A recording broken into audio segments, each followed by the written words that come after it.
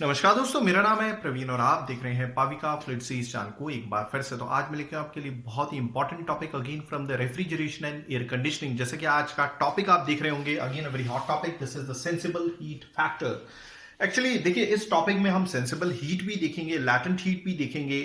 अगर एक प्रोसेस जिसमें हवा को ठंडा किया जा रहा है, यानी कि पहले लैटेंट हीट निकाली जा रही है फ्रॉम 1 to 2 मींस 1 से 3 स्टेट पर आ रहे हैं और फाइनली हम इसे ठंडा कर रहे हैं, यानी कि इसके ड्राई बल्ब टेम्परेचर को मतलब रिड्यूस कर रहे हैं, यानी कि कूलिंग कर रहे हैं। तो एक ऐसा प्रोसेस जिसमें हमें कूलिंग भी देखने को मिल रही है और डीह्यूमिडिफिकेशन भी देखने को मिला है। फिलहाल हमें अलग से डीह्यूमिडिफिकेशन प्रोसेस मुझे लेना है। आपने इससे मेरा पिछला वीडियो देखा होगा जिसमें मैंने ह्यूमिडिफिकेशन बताया था आपको, ठीक है। तो अभी मुझे डीह्यूमिडिफिकेशन बताना है, बट इसी प्रोसेस में आप समझ जाएंगे डीह्यूमिडिफिकेशन क्या होता है, क्योंकि इसमें साइमल्टेनियसली हम एयर को कंडीशनिंग कर रहे हैं। मतलब ड्राई बल्ब टेम्परेचर ज्यादा है, हम ड्राई बल्ब टेम्परेचर को रिड्यूस भी कर रहे हैं, यानी कि कूलिंग भी कर रहे हैं, साथ में लैटेंट हीट भी निकाल रहे हैं, यानी कि डीह्यूमिडिफाई कर रहे हैं, यानी कि हवा से पानी निकाल रहे हैं। बट आगे बढ़ने से पहले, क्योंकि काफी सारी चीजें हैं इसमें जाने के लिए, बट आगे बढ़ने से पहले अगर आपने मेरे चैनल सब्सक्राइब नहीं किया, प्लीज आपसे बहुत बड़ी सी रिक्वेस्ट कि आप मेरे चैनल सब्सक्राइब कीजिए, लाइक एंड शेयर करना भूलिएगा, तक मैं ऐसी एजुकेशन वीडियोस आपके लिए हमेशा हर पल लेके आता हूं। और इसी वीडियो के डिस्क्रिप्शन बॉक्स में अगर आप देखेंगे तो आपको एक लिंक मिलेगा जहां से आप इसी चैप्टर, यानी कि जो हमारी प्लेलिस्ट का नाम है applied psychometry means applied psychometry and heat load calculations, क्योंकि हमने दो चैप्टर यानी कि कंबाइन कर दिए, तो उसके तमाम टॉपिक्स, तमाम यूनिवर्सिटी क्वेश्चंस, सॉल्व डेरिवेशंस आप उस चैप्टर से डाउनलोड कर सकते हैं। या फिर आपके कोई भी फ्रेंड होंगे जो मैकेनिकल इंजीनियरिंग में 6 सेमेस्टर में पढ़ते होंगे, या फिर हो सकता है कि यही सब्जेक्ट जो आरएसी है, रेफ्रिजरेशन एंड एयर कंडीशनिंग, अलग अलग यूनिवर्सिटीज में अलग अलग सेमेस्टर्स में रहता है, तो आप उनको सजेस्ट कर सकते हैं आपके फ्रेंड्स, ठीक है। मैकेनिकल इंजीनियरिंग के अलावा आई डोंट थिंक सो कि ये सब्जेक्ट किसी और इंजीनियरिंग ब्रांच में होगा, ठीक है। और आए दिन काफी सारे कमेंट्स आते हैं कि सर आपकी वजह से हमारा फ्लूइड मैकेनिक्स में बहुत अच्छे मार्क्स आए। फिलहाल मैंने आपके लिए फ्लूइड मैकेनिक्स कवर किया हुआ है, लगभग सिविल इंजीनियरिंग के हिसाब से भी, मैकेनिकल इंजीनियरिंग के हिसाब से भी, देन हाइड्रोलिक्स इंजीनियरिंग के हिसाब से भी, देन योर केमिकल इंजीनियरिंग के हिसाब से भी। तो आप फ्लूइड मैकेनिक्स देख सकते हैं, फ्लूइड मशीन देख सकते हैं, स्ट्रेंथ ऑफ मेटल देख सकते हैं, हीट ट्रांसफर देख सकते हैं। अगर आप केमिकल इंजीनियरिंग के स्टूडेंट हैं तो आप गेट केमिकल इंजीनियरिंग के क्वेश्चंस भी देख सकते हैं, आपको सारे सब्जेक्ट्स के मिल जाएंगे। मेरी कोशिश है टाइमली आपके लिए वीडियोस लेके आने की। तो एक छोटी सी रिक्वेस्ट वो रही गई भाई, कि एक छोटी सी रिक्वेस्ट थी कि आए दिन काफी सारे कमेंट्स आते हैं, जैसे मैंने ऑलरेडी बता दिया। अगर आपको लगता है कि मेरी वजह से आपको कुछ बेनिफिट होता है, प्लीज आप दिल खोल के डोनेट कीजिएगा, उसका लिंक भी डिस्क्रिप्शन बॉक्स में दे दिया गया। तो चलिए स्टार्ट करते हैं हमारा आज का topic, this is a sensible heat factor, ठीक है। इतने दिनों से हम साइकोमेट्रिक चार्ट के बारे में बात कर रहे हैं, मेरे काफी सारे वीडियोस अवेलेबल हैं, तो मैं ये जरूर बोलूंगा कि ये वीडियो देखने से पहले आप साइकोमेट्रिक चार्ट को कैसे समझना है, ठीक है, उसको जरूर देखिएगा, ठीक है। काफी सारे वीडियोस अवेलेबल हैं। Introduction to RAC, refrigeration and air conditioning playlist में जाइए मेरी, ठीक है, वहां पे आपको काफी सारे वीडियोस मिल जाएंगे जिसमें आपको बताया हुआ साइकोमेट्रिक चार्ट को कैसे समझना है, ठीक है। मैंने हर चीज डिटेल में बताई हुई है। साइकोमेट्री क्या होती है, then your psychrometric air properties क्या होती है, साइकोमेट्रिक प्रोसेस क्या होते हैं, तो उसी में से एक हमारा ये टॉपिक निकल के आता है sensible heat factor.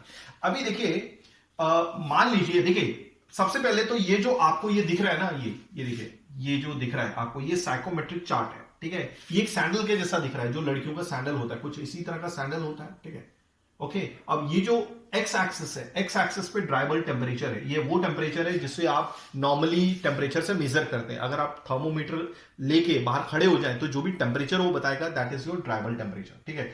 Okay, clear हो गया। ओके, तो ये नॉर्मली आज का जो टेम्परेचर होगा अराउंड, हमारे यहाँ पे तो 40 डिग्री सेल्सियस का टेम्परेचर है, तो वही ड्राई बल्ब टेम्परेचर है, ठीक है, ओके। और ये जो होता है, ये ह्यूमिडिटी रेशियो होता है। अभी ह्यूमिडिटी रेशियो को समझने के लिए एक हम वर्ड लिखते हैं, ठीक है, केजी मॉइस्चर, यहाँ पे मैं साफ साफ लिख देता हूं, केजी मॉइस्चर पर केजी ड्राई एयर, पर केजी ड्राई एयर, ओके। यानी कि 1 केजी ड्राई एयर में कितना केजी मॉइस्चर है। अभी कई बुकों में केजी मॉइस्चर लिखा रहता है, कई चार्ट्स में, जहां पर भी साइकोमेट्रिक चार्ट अवेलेबल रहेगा वहां पे ग्राम्स में होता है, यानी कि ग्राम मॉइस्चर या water paper in 1 KG dry air, यानी कि 1 केजी ड्राई एयर में कितना ग्राम मॉइस्चर है, ठीक है, ओके। तो अब देखिए, इनिशियली आप इस पॉइंट 1 पर है, पॉइंट 1 पर है, ठीक है। अब यहां पर मैं एक काम करता हूं, इसको मान लेता हूं, ये है हमारा dry bulb temperature 40 degree Celsius, ठीक है, 40 डिग्री सेल्सियस। टीडी क्या है, टीडी मान लीजिए, ठीक है। तो ये जो टीडी है 40 डिग्री सेल्सियस, मतलब हमारी जो हवा है, क्लियर हो गया, वो 40 डिग्री सेल्सियस पे है और पॉइंट 1 पे है, पॉइंट 2 पॉइंट 3 पर नहीं है, याद रखिएगा। और उसके हिसाब से जो हवा में मॉइस्चर है 1 केजी ड्राई में, मान लीजिए मैं काम करता हूं, इसे केजी मॉइस्चर नहीं करता हूं, ग्राम मॉइस्चर करता हूं। मान लीजिए 30 ग्राम मॉइस्चर है, ठीक है, 30 ग्राम मॉइस्चर है 1 केजी ड्राई एयर में। हो गया क्लियर? चलिए, तो अब हम क्या करेंगे, सबसे पहले हम 1 स्टेट से 3 स्टेट की तरफ चलते हैं। एक स्टेट से, मतलब देखिए एक स्टेट होती है, ठीक है, अगर 1 स्टेट की बात कर रहा हूं तो उसका ड्राइबल टेम्परेचर 40 डिग्री सेल्सियस है। इसमें जो क्या बोलते हैं ह्यूमिडिटी है, यानी कि जो ह्यूमिडिटी रेशियो है, यानी कि 30 ग्राम मॉइस्चर होगा, वाटर वेपर होगा 1 केजी ड्रायर में, इसके हिसाब से इसका ड्यू पॉइंट टेम्परेचर होगा, इसके हिसाब से इसका कुछ वेटेबल टेम्परेचर भी होगा, इसी के हिसाब से स्पेसिफिक वॉल्यूम भी कुछ होगा, ठीक है। तो बहुत सारी चीजें हैं, ठीक है। हर एक स्टेट के हिसाब से अलग अलग साइकोमेट्रिक एयर प्रॉपर्टीज होती हैं। जैसे साइकोमेट्रिक एयर प्रॉपर्टीज मैंने बता दिया, रिलेटिव ह्यूमिडिटी भी होती है, सैचुरेशन ह्यूमिडिटी होती है, ठीक है, देन योर एब्सोल्यूट ह्यूमिडिटी भी होती है। एब्सोल्यूट ह्यूमिडिटी तो मैंने यहां पे लिख दिया। तो मैं यही बता रहा था, बताने की कोशिश कर रहा था कि जब भी आप एक स्टेट से कोई भी स्टेट पे जाते हो तो उस दौरान साइकोमेट्रिक एयर प्रॉपर्टीज बदलती हैं। ऐसा क्यों करता है इंसान? ताकि वो एयर को ह्यूमन कंफर्ट के हिसाब से ढाल सके। सपोज अभी मुझे 40 डिग्री सेल्सियस की हवा थोड़ी ना चाहिए, बहुत गर्म है, तो मैं क्या करूंगा, इसे 25 डिग्री सेल्सियस तक की हवा लेके आऊंगा। अब इसमें हो सकता है कि मेरे को हवा ह्यूमिड नहीं चाहिए, मतलब चिपचिपी हवा नहीं चाहिए, तो मैं उसे डीह्यूमिडिफाई भी करूंगा, ठंडा भी करूंगा, ठीक है। तो अब हम स्टेट 1 पर हैं। स्टेट 1 डिफाइन करता है कि इसमें 1 केजी ड्रायर में 30 ग्राम मॉइस्चर है और ये 40 डिग्री सेल्सियस पे अवेलेबल है, ठीक है। तो मैं क्या करूंगा, यार मैं चाहता हूं यार बहुत चिपचिपा लग रहा है, तो एक काम करता हूं, सबसे पहले मैं हवा में से मॉइस्चर निकाल देता हूं, ठीक है। तो मॉइस्चर मैं कैसे निकालूंगा, यानी कि स्टेट 1 से स्टेट 3 की तरफ आऊंगा। क्लियर हो गया? तो दैट मींस मैं टेम्परेचर डाउन नहीं कर रहा, यानी कि ड्राइबल टेम्परेचर सेम रहने वाला है। सिर्फ मुझे स्टेट 1 से स्टेट 3 में आना है, तो उस दौरान मुझे लैटेंट हीट निकालनी है। लैटेंट हीट, LH मतलब लैटेंट हीट निकालनी है। अब ये लैटेंट हीट क्या होती है? ये वो हीट होती है जिस दौरान टेम्परेचर चेंज नहीं होता है, यानी कि टेम्परेचर राइज नहीं होता, सिर्फ स्टेट चेंज होती है। क्लियर हो गया? स्टेट चेंज होती है। आई होप आपको चीजें समझ में आ गई होंगी। स्टेट चेंज के दौरान ये हीट ली जाती है, बट ये इस दौरान जो भी हीट ली जाती है वो टेम्परेचर राइज को नहीं बताती। तो इस दौरान सिर्फ क्या होता है, लैटेंट हीट ली जाती है या लैटेंट हीट दी जाती है। फिलहाल तो हमें कंडेंसेशन करना है, क्योंकि हमें डीह्यूमिडिफाई करना है। मतलब अगर हम स्टेट 1 से स्टेट 3 की तरफ आते हैं तो हवा में से मॉइस्चर को निकालना है। मॉइस्चर को निकालना मतलब लैटेंट हीट को निकालना है। क्लियर हो गया? तो ये जो लैटेंट हीट है, स्टेट 1 से स्टेट 3 पर आने पर जो लैटेंट हीट हमें निकालनी है वो क्या है? सपोज स्टेट 1 के हिसाब से जो एंथैल्पी है, यानी कि जो हीट कंटेंट है, H1 है। स्टेट 3 के हिसाब से जो सॉरी यहां पर मैंने H2 लिखा हुआ है, सॉरी यहां पर H3 लिखा होना चाहिए, ठीक है, और यहां पर H2 होना चाहिए। ओके, तो स्टेट 3 के हिसाब से जो लैटेंट हीट है वो H3 है। क्लियर हो गया? तो मुझे अगर लैटेंट हीट निकालनी है, हवा को नहीं, हवा में जो भी व्याप्त या हवा से एसोसिएटेड जो भी पानी है, ठीक है, उसको निकालना है, तो दैट मीन्स वो तभी निकलेगी जब मैं लैटेंट हीट निकालूंगा। ओके, तो लैटेंट हीट निकालूंगा तो दैट मीन्स 1 के हिसाब से जो कॉरेस्पॉन्डिंग एंथैल्पी है, यानी कि जो हीट कंटेंट है, H1 है। 3 के हिसाब से H3 है, तो H1 माइनस H3 निकाल दूंगा लैटेंट हीट। यही तो लिखा है मैंने, latent heat removed is from 1 to 3, जब 1 से 3 की तरफ आ रहे हैं। क्योंकि आप जब भी कभी भी एयर को कंडीशनिंग करते हैं, 40 डिग्री सेल्सियस की हवा को 25 डिग्री सेल्सियस तक लेकर आना चाहते हैं, तो आपको दो चीजें करनी होती है। एक तो लैटेंट हीट भी निकालनी होती है जिस दौरान डीह्यूमिडिफाई होता है हवा, यानी कि हवा में से मॉइस्चर कंटेंट निकालते हो, और साथ में आपको कूल भी करना है। यानी कि ये जो दोनों प्रोसेस हैं ये फ्रीक्वेंटली होते हैं, ठीक है, एयर कंडीशनिंग के दौरान। तो ये जो प्रोसेस है जिस दौरान लैटेंट हीट निकाली जा रही है, इसको बोलते हैं डीह्यूमिडिफिकेशन। क्या बोलेंगे, मैं यहां पे लिख देता हूं, ह्यूमिडिफिकेशन। क्लियर हो गया? ओके, मतलब मैं मॉइस्चर निकाल रहा हूं। अगले कॉन्सेप्ट में मैं आपको डीह्यूमिडिफिकेशन भी बता दूंगा। ठीक है, हो गया क्लियर? तो मैं लैटेंट हीट सबसे पहले निकाल रहा हूं। कौन सा साइकिल फॉलो कर रहा हूं? 1 से लेकर 3 तक, 1 2 3, यानी कि H1 माइनस H3। ओके, चलिए अब मैं स्टेट 3 पर पहुंच गया। ओके, इसके हिसाब से इसका हीट कंटेंट था H3। क्लियर हो गया? ओके, और इसके हिसाब से जो ह्यूमिडिटी है वो है 10।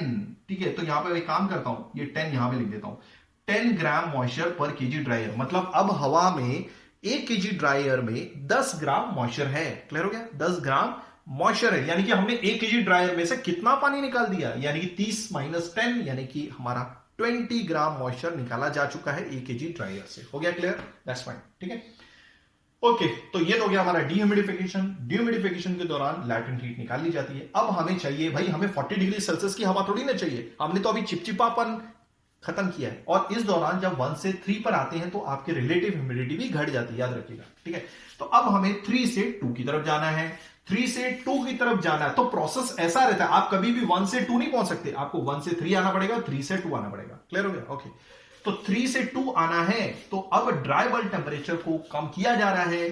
तो मैं कैसे, तो मैं कितने टेम्परेचर में मैं बोल रहा था कि हमें 40 डिग्री सेल्सियस की हवा को 25 डिग्री सेल्सियस तक लेके आना है। 25 डिग्री सेल्सियस अब मुझे ड्राई बल्ब टेम्परेचर एयर का बनाना है। तो मैं क्या करूंगा, इसको ठंडा करूंगा, यानी कि 40 डिग्री सेल्सियस से 25 डिग्री सेल्सियस तक अगर मैं हवा को लेके आता हूं तो दैट मीन्स मैं ठंडा कर रहा हूं, यानी कि मैं सेंसिबल हीट रिमूव कर रहा हूं 3 से 2 तक। और मैं कैसे करूंगा, सपोज कोई कूलिंग कॉइल होगी जिसके कांटेक्ट में आपकी हवा आ रही होगी, तो उसकी वजह से हवा ठंडी हो जाएगी, ठीक है। तो मैं सेंसिबल हीट निकाल रहा हूं, तो sensible heat remove from 3 to 2, यानी कि मैं क्या कर रहा हूं, 3 से 2, यानी कि 3 स्टेट के हिसाब से कोई एंथैल्पी होगी H3, 2 के हिसाब से कोई एंथैल्पी होगी H2। तो दैट मींस अगर मैं हीट निकाल रहा हूं 3 से 2, तो मैं H3 माइनस H2 लिखूंगा। तो H3 माइनस, कहां पे लिखा मैंने, ओके, हाँ, sensible heat remove 3 to 2 H3 minus H2, ये लिखा हुआ मैंने। क्लियर हो गया?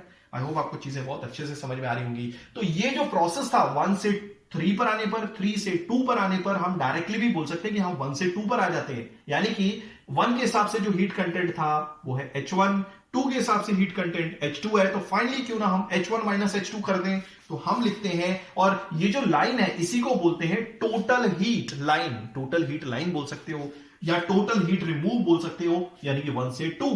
तो that means H1 minus H2 हम लिख सकते हैं। क्लियर हो गया? ओके। अब सेंसिबल हीट फैक्टर क्या है? अरे सेंसिबल हीट फैक्टर क्या है? सेंसिबल हीट एक तरह का पार्ट है। देखिए, टोटल हीट किससे बनी? सेंसिबल हीट से प्लस लैटेंट हीट से, ठीक है। तो टोटल हीट कितना परसेंटेज है आपका टोटल हीट का? सॉरी, मैंने शायद कुछ गलत बोल दिया होगा कि सेंसिबल हीट, हाँ सेंसिबल, अगर मैं सेंसिबल हीट फैक्टर ढूंढना चाहता हूं या फिर सेंसिबल हीट परसेंटेज, कि sensible heat percentage total heat का कितना परसेंटेज है, ठीक है, सेंसिबल हीट टोटल हीट का कितना परसेंटेज है। तो मैं क्या करूंगा, देखिए यहां पे सिंपल सी बात है, सेंसिबल हीट फैक्टर बोल लीजिए, बस हमने इसे मल्टीप्लाई बाय 100 नहीं किया हुआ, बस इतनी सी बात है, ठीक है। मिटा देता हूं क्योंकि बुकों में नहीं दिया हुआ, बट आप मल्टीप्लाई बाय 100 करके इसे समझ सकते हैं। ओके, तो सेंसिबल हीट फैक्टर क्या है?